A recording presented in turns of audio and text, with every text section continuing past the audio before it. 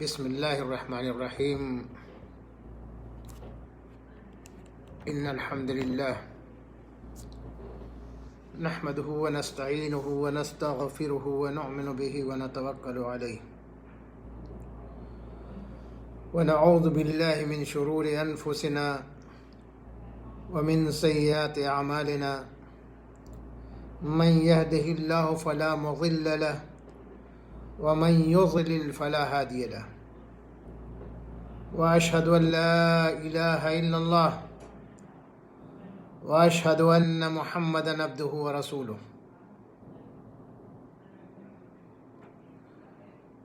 وقد قال الله تبارك وتعالى في محكم تنزيله: أعوذ بالله من الشيطان الرجيم. ادعوني أستجب لكم. وقال في مقام آخر: أجيب دعوة الداعي إذا دعان.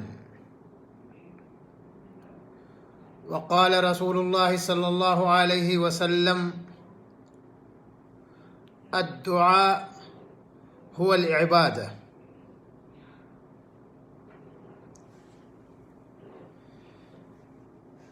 ناظرین کرام،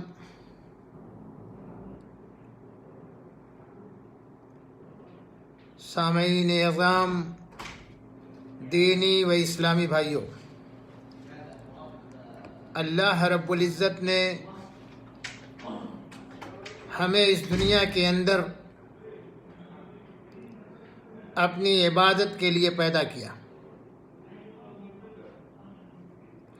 اور عبادت کے بہت سارے طریقے بتلائے۔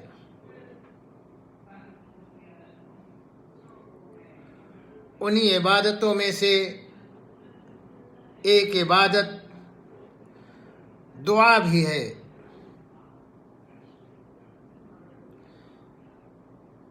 اس لیے کہ اللہ رب العزت نے فرمایا: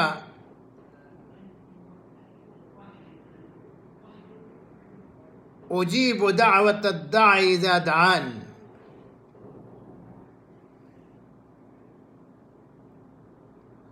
میرے دینی و اسلامی بھائیوں، آج بہت سارے لوگ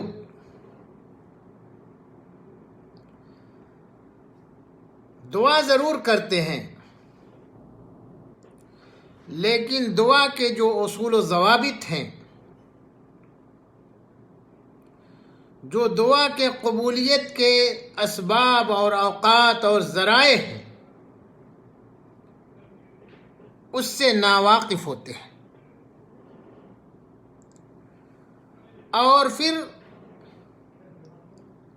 انہیں یہ شکوہ ہوتا ہے کہ ہم اللہ رب العزت کی عبادت کرتے ہیں، ہم دعا کرتے ہیں، اس سے اپنے حاجات اور ضروریات کو طلب کرتے ہیں، مگر ہماری دعائیں شرف قبولیت سے نوازی نہیں جاتی، اور ہم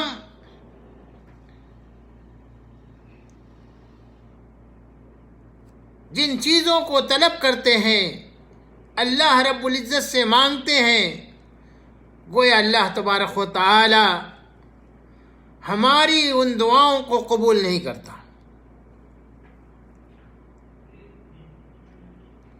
عزیزان گرامی، سب سے پہلے تو میں یہ بات بتلا دوں کہ اللہ رب العزت اپنے کلام کے اندر صادق ہے، اپنے بندوں کے ہر دعاؤں کو قبول کرتا ہے۔ ہم جو چیزیں اس سے مانگتے ہیں کبھی وہ رد نہیں کرتا۔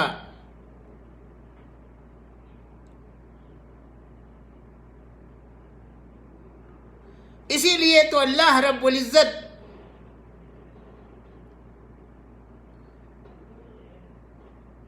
ہماری دعاؤں کو رد نہیں کرتا، لیکن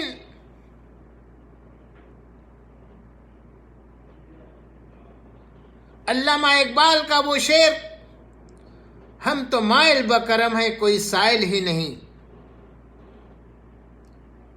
اللہ تبارک و تعالی سے جس طریقے سے ہمیں مانگنا چاہیے، جس طریقے سے ہمیں طلب کرنا چاہیے، اس طریقے سے ہم اور آپ طلب نہیں کرتے۔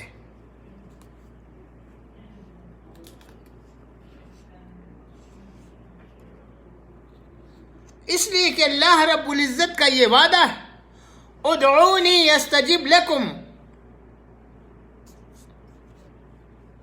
تم مجھ سے مانگو، میں تمہاری آواز کو شرف قبولیت سے نوازوں گا، جو چیز تم مانگو گے میں وہ چیز تمہیں دوں گا۔ میرے دینی و اسلامی بھائیوں،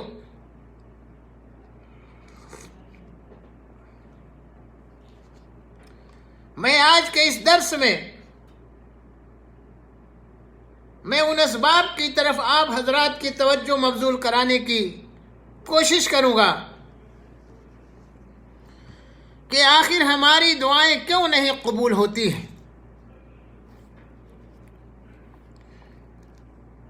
جبکہ اللہ رب العزت کا یہ فرمان ہے، اجیب دعوت الداع، کہ میں پکارنے والے کی پکار کا جواب دیتا ہوں، سنتا ہوں۔ لیکن یقین جانیے دوستو کہ آج یہ شکوہ ہر زبان پر ہے کہ ہماری دعائیں قبول نہیں ہوتی ہیں۔ ہم مختلف قسم کے مصائب و آلام سے دوچار ہیں، بہت ساری پریشانیوں میں ہم مبتلا ہیں، لیکن ہم اللہ رب العزت کو جب پکارتے ہیں تو ہماری دعا مردود ہو جاتی ہے، رد کر دی جاتی ہے۔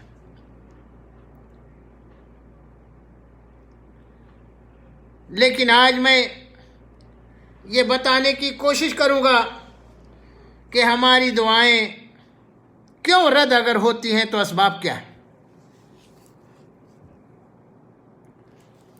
اس کے بہت سارے اسباب ہیں، لیکن میں چند اسباب یعنی 5 اسباب کو میں آپ حضرات کے سامنے رکھوں گا،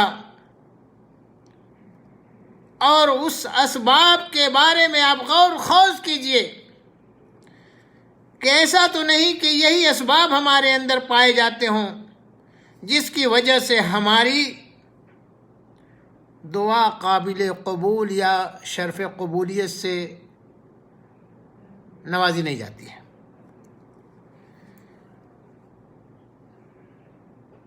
سب سے پہلی چیز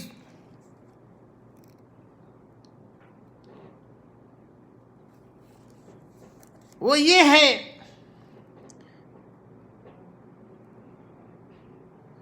کہ ہماری دعائیں اس لیے نہیں قبول کی جاتی کہ ہم نے اللہ تبارک و تعالیٰ کو جانا اور پہچانا، لیکن اس کا حق نہیں ادا کرتے ہیں۔ اللہ رب العزت کی عبادت جس طریقے سے کرنی چاہیے اس طریقے سے ہم اس کی عبادت نہیں کرتے۔ کہتے ہیں اللہ ایک ہے، وہی ہمارا خالق ہے، مالک ہے، رزاق ہے، وہی جو ہے دینے والا ہے، محیی ہے، ممیت ہے، ہر مشاکل کو دور کرنے والا ہے، لیکن ہم عمل نہیں کرتے، جو اللہ رب العزت کا حق ہے اس حق کو ادا نہیں کرتے۔ حق کیا ہے؟ حدیث جبریل و لمبی سی ایک حدیث ہے جس میں فرمایا کہ ان تعبد اللہ کأنک تراہ فإن لم تکن تراہ فإنہ یراک، ایسے عبادت کرو کہ گویا اللہ تبارک و تعالیٰ کو دیکھ رہے ہو۔ دیکھنا تو درکنار، آج کتنے لوگ ہیں جو عبادت ہی نہیں کرتے، تو عبادت کی لذت کہاں سے ملے گی؟ عبادت کا جو اصول، ڈھنگ، طریقہ ہے، اس طریقے سے وہ عبادت ہی نہیں کرتے۔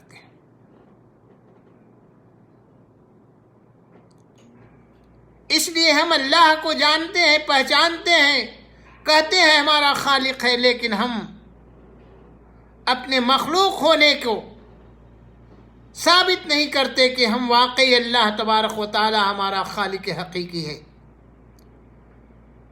ہمیں مانگنا ہوتا ہے تو غیروں کے یہاں جاتے ہیں، مانگنا ہوتا ہے تو ہم مردوں کے یہاں جاتے ہیں، مانگنا ہوتا ہے تو پیروں کے وہاں جاتے ہیں، اولاد کی طلب ہوتی ہے تو ان کے وہاں جاتے ہیں، رزق کی طلب ہوتی ہے تو ان سے جا کر کے ہم التجا اور گڑ گڑاہٹ کرتے ہیں۔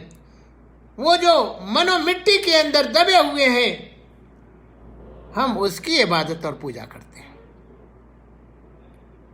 تو پھر وہ ہمارا حقیقی خدا جس نے ہمیں پیدا کیا، جس نے ہمیں زندگی بخشی، ہم اس کی کیوں نہیں عبادت کرتے؟ یہ ایک وجہ ہے، یہ پہلا سبب ہے کہ اللہ رب العزت کی عبادت ہم اور آپ نہیں کرتے۔ دوسرا سبب، اللہ رب العزت کی کتاب قرآن مجید ہے، جو آسمانی کتابوں میں سب سے آخری کتاب ہے اور سب سے عظیم کتاب ہے۔ ہم اس کتاب کو پڑھتے تو ضرور ہیں، لیکن اس پر عمل نہیں کرتے۔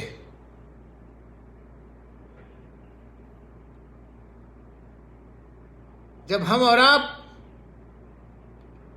اس کو ویسے ہی پڑھیں گے، کتاب وہ عمل کرنے کے لیے آئی ہوئی ہے، وہ دستور حیات ہے، ہمارے زندگی کا لاہ عمل ہے، ہم زندگی کس طریقے سے گزاریں اس میں بیان کیا گیا ہے۔ اس طریقے سے ہم اور آپ جب زندگی گزاریں گے، قرآن پڑھیں گے، تدبر کریں گے، تفکر کریں گے، سوچیں گے کہ آخر اللہ رب العزت نے کیا کہا ہے اس کے اندر، ہم اس پر عمل پیرا ہیں یا نہیں ہیں۔ میں ایک چھوٹی سی مثال دینا چاہتا ہوں۔ ہم تمام کے تمام لوگ 5 وقت نماز کے اگر پابند ہیں تو کم سے کم 17 رکعت نماز، 2 رکعت فجر کی، 4 رکعت ظہر کی، عصر کی 4 رکعت، مغرب کی 3 رکعت، عشاء کی 4 رکعت، یہ فرض نماز کی رکعتیں ہیں، ادا کرتے ہیں۔ اور اس نماز کے اندر ہم سورہ فاتحہ ادا کرتے ہیں اور پڑھتے ہیں۔ غور کیجئے آپ، یہ سورہ فاتحہ ہم پڑھ کے نکل جاتے ہیں سرسری نظر سے، لیکن کبھی ہم نے غور کیا، فکر کیا، سوچا، دیکھا، اس کا ترجمہ پڑھا کہ آخر اللہ رب العزت ہمیں کن چیزوں کے بارے میں اس آیتوں کے اندر بتاتے ہیں؟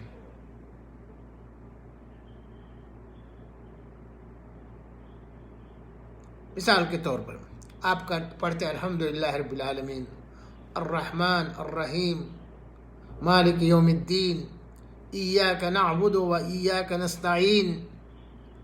اب غور کیجیے، ایک لمحے کے لیے رک جائیے، ایاک نعبد و ایاک نستعین۔ آپ باوضو ہو کر کے مصلی پر نیت باندھ کر کے سینے پر ہاتھ رکھ کر کے آپ یہ قرآن مجید کی سورہ پڑھتے ہیں اور کہتے کیا ہیں؟ ایاک نعبد و ایاک نستعین۔ ہم تیری عبادت کرتے ہیں اور تیری ہی پوجا کرتے ہیں۔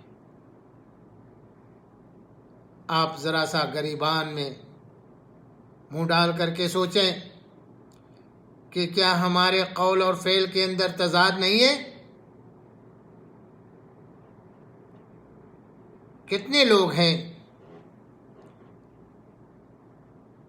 جو پڑھتے تو ضرور ہیں لیکن التجا، گزارشات، ضرورتوں کو پیش کرنا، مانگنا غیر اللہ کے یہاں چلے جاتے ہیں۔ کہتے کیا ہیں؟ ایاک نعبد و ایاک نستعین، کہ ہم تیری ہی عبادت کرتے ہیں اور تجھی سے مدد چاہتے ہیں، لیکن دوستو نہیں، قول فعل کے اندر تضاد ہے، اس لیے ہماری دعا قبول نہیں ہوتی ہے۔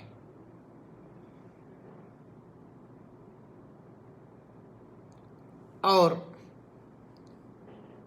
تیسرا سبب وہ یہ کہ رسول سے محبت کا تو دم بھرتے ہیں لیکن رسول کی سنت پر عمل نہیں کرتے۔ ہم اپنے آپ کو محمد الرسول اللہ صلی اللہ علیہ وسلم کا شہدائی بتاتے ہیں لیکن عمل نہیں کرتے، ان کی بتائی ہوئی سنتوں پر نہیں چلتے ہیں۔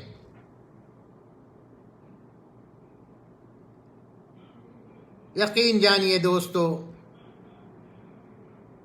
کتنے طریقے ایسے ہیں جو نبی کریم صلی اللہ علیہ وسلم نے ہمیں بتلائے ہیں لیکن ہم اور آپ ان طریقوں سے الگ رہتے ہیں، اس طریقے پر ہمارا فعل نہیں ہوتا ہے، اس کے خلاف ہوتا ہے، اس لیے ہماری دعا نہیں قبول ہوتی ہے۔ اور چوتھا سبب یہ ہے کہ جس پر ہم لعنت بھیجتے ہیں یعنی شیطان پر، اور اسی شیطان کے بتائے ہوئے طریقے پر عمل کرتے ہیں۔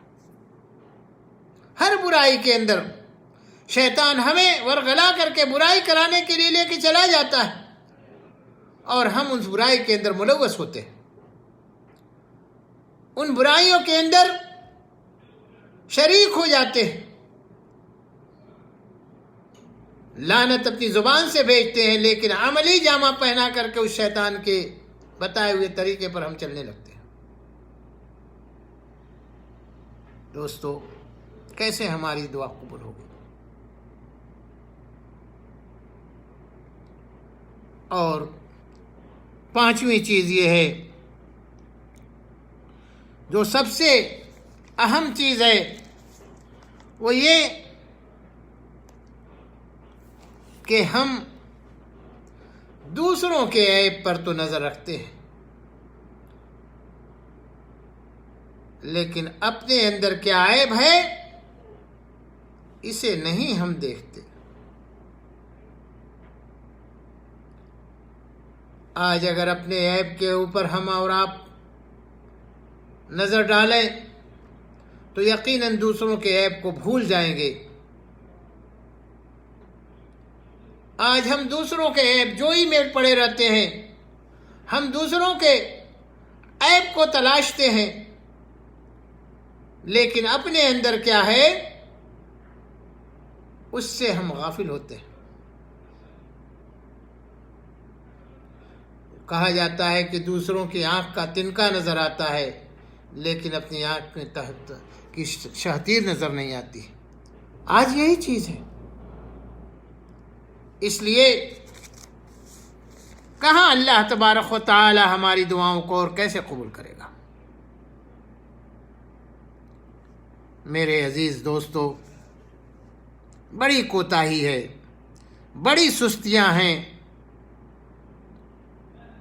ہمارے اندر بہت ساری خرابیاں ہیں اور جس کی وجہ سے آج ہر میدان میں ہم فشل اور ناکام ہیں۔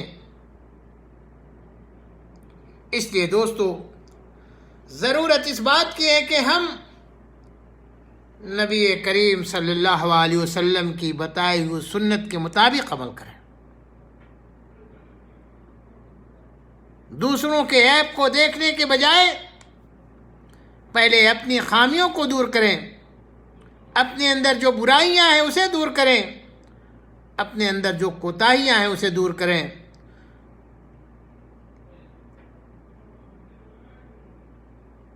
اپنے اندر جو عیوب ہیں ان عیوب کو پہلے ہم ترک کریں اور اس کے بعد دوسروں کی طرف انگلی اٹھائیں، دوسروں کی طرف اشارہ کریں، دوسروں کی جو کوتاہیاں ہیں انہیں دور کرنے کی کوشش کریں۔ یقین جانیے دوستو، اللہ رب العزت اپنے بندوں کی دعاؤں کو کبھی رد نہیں کرتا، لیکن ہم طریقہ ہی نہیں جانتے، اور اسی لیے اللہ رب العزت نے فرمایا ادعونی استجب لکم، تم مجھے پکارو، مجھ سے مانگو، مجھ سے طلب کرو، میں تمہارے ہر طلبیات کو پورا کروں گا۔ لیکن تم شیطان سے مانگتے ہو، تم مردوں سے جاتے مانگنے کے لیے، جنہیں اپنے بارے میں کچھ خبر نہیں ہے، جو اپنی ضروریات کو، اپنی مصیبتوں کو دور نہیں کر سکتے، ہم ان سے مانگتے ہیں۔ لا حول ولا قوت الا باللہ۔ اس لیے دوستو، ضرورت اس بات کی ہے کہ ہم اور آپ نبی کریم صلی اللہ علیہ وسلم کی بتائی ہوئی صفت پر عمل کریں، آپ کے اصول و ضوابط کو جو آپ نے بیان کیا ہے اس پر ہم اپنی زندگی کو لگا دیں۔ یقین جانیے دوستو، ہم اس دنیا کے اندر بھی کامیاب ہو جائیں گے اور آخرت کی بھی کامیابی ہمارے لیے ہے۔ اللہ وحدہ لا شریک سے دعا کرنا چاہیے کہ اے اللہ تو ہمیں ہر کوتاہی، ہر سستی اور ہر برائیوں سے محفوظ رکھ۔ وما علینا الا البلاغ وآخر دعوانا ان الحمد للہ رب العالمین۔ السلام علیکم ورحمۃ اللہ وبرکاتہ۔